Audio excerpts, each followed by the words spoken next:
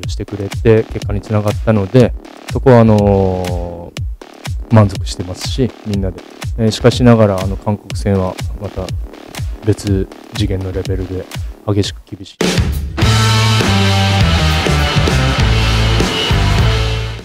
Waketum PSSI menyoroti keputusan Anne Sintayong saat menjadikan Elkan Bagot sebagai seorang striker pada laga kontra timnas Jepang.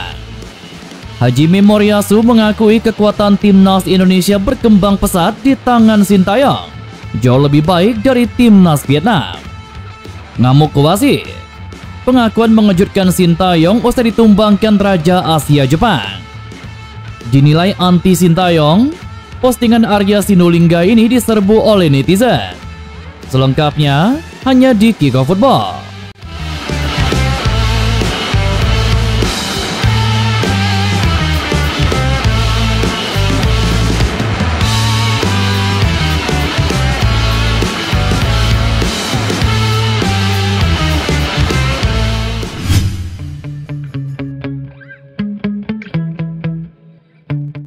Timnas Indonesia takluk 1-3 dari raksasa Asia Jepang pada laga penutup grup D Piala Asia 2023 Qatar di Stadion Al Thumama Doha, Qatar pada Rabu malam tadi. Bukan pertandingan yang disorot, melainkan keputusan pelatih Sintayong yang berani memainkan bek dengan spek kelas Eropa Elkan Bagot itu sebagai penyerang. Elkan yang biasanya berposisi sebagai bek tengah dimasukkan oleh pelatih Sintayong pada menit ke-73 untuk menggantikan Egy Maulana Fikri. Keputusan ini pun langsung disorot oleh Wakil Ketua Umum PSSI Zainuddin Amali. Dia kaget dengan keputusan pelatih Sintayong yang memainkan Elkan Bagot sebagai penyerang dalam pertandingan penting tersebut. Padahal tercatat dalam daftar pemain timnas Indonesia memang masih memiliki dua penyerang, yakni Hoki Caraka dan juga Dendi Sulistiawan. Namun keduanya tidak dimainkan pelatih Sintayong sampai peluit panjang pertandingan kontra Jepang berbunyi. Namun demikian, Zainuddin tetap mengapresiasi secara keseluruhan permainan timnas Indonesia yang sudah menunjukkan perlawanan yang luar biasa kontra Jepang. Saya tidak tahu apa strateginya Sintayong sampai mendorong Bagot ke depan.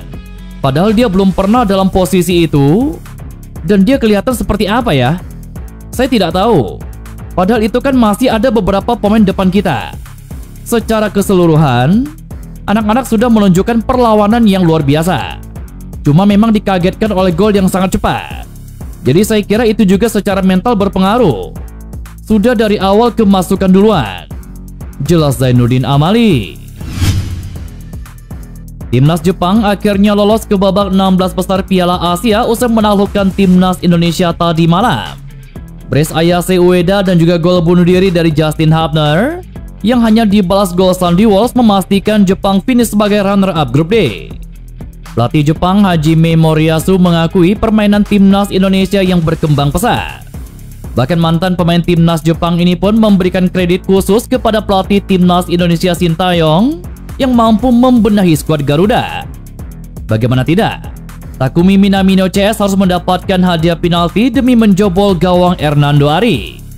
Bahkan diakui Hajime Moriyasu di laga ini seharusnya kekuatan kedua tim bisa berimbang seandainya skuad merah putih tidak melakukan blunder hingga 2 gol tercipta percuma untuk Samurai Biru. Hajime Moriyasu juga mengaku takjub dengan semangat juang dan juga cara bermain skuad Garuda tadi malam. Pelatih asal Jepang ini mengaku kekuatan serta daya juang skuad Indonesia saat ini lebih baik ketimbang dua lawannya sebelumnya. Tak berhenti di sana, Jepang pun gagal menjawab target clean set setelah lemparan jauh Pratama Arhan berhasil dieksekusi oleh Sandy Walsh. Hal ini pula yang membuat Hajime Moriyasu geram. Dia tetap mencatatkan evaluasi untuk tim demi lolos ke babak perempat final. Hal ini karena Jepang masih menantikan lawan mereka di babak 16 besar antara Korea Selatan atau Yordania yang baru akan ditentukan pada pertandingan Kamis hari ini. Meskipun demikian, Moriyasu tetap mengapresiasi permainan timnas Jepang yang sempat membaik imbas kekalahan 2-1 atas Irak. Indonesia berkembang pesat di bawah kepemimpinan pelatih Sintayong. Baik pertahanan maupun serangan perlu ditingkatkan lebih lanjut. Mereka lebih kuat dari apa yang kami bayangkan sebelumnya. Khususnya pertahanan yang perlu bekerja lebih keras. Kualitas umpan ke depan harus ditingkatkan Dan kami tidak boleh membuat lawan mencetak gol dengan pertahanan yang stabil. Saya berbicara pada para pemain tentang masalah yang muncul dari laga melawan Irak. Dan mereka telah bangkit dengan baik, jelas Moriyasu. Pelatih Timnas Indonesia Sintayong mengkritik keputusan wasit usai timnya kalah dari Timnas Jepang di Piala Asia 2023. Dia menyebut wasit beberapa kali membuat keputusan yang salah. Selain itu, Sintayong sendiri mengakui ada perbedaan kualitas yang jauh pada lini serang Timnas Indonesia dengan Jepang. Sintayong mengatakan penampilan Jepang memang sangat luar biasa dalam segi menyerang dan juga bertahan. Hal tersebut membuat Timnas Indonesia cukup tertekan dalam laga itu dan sulit mengimbangi perlawanan. Meski demikian, Sintayong tidak ingin ambil pusing. Dia mengapresiasi setinggi langit kinerja Marcelino Ferdinand CS yang mampu memberikan penampilan terbaiknya kendati harus kalah dari Timnas Jepang. Sintayong mengatakan Timnas Indonesia pasti akan terus berbenah diri, sebab dia menilai banyak pelajaran penting yang bisa diambil Timnas Indonesia di Piala Asia tahun ini. Dari sisi serangan, tim Jepang punya striker yang bagus. Mereka bisa melakukannya dengan baik dan memberikan tekanan. Selamat untuk Jepang. Mereka masih kuat dan performanya sangat baik. Kami punya penguasaan bola, tapi bisa direbut lagi dengan serangan mereka yang presisi. Sulit untuk menciptakan hubungan antar pemain. Mereka masih belajar dan masih butuh banyak pengalaman.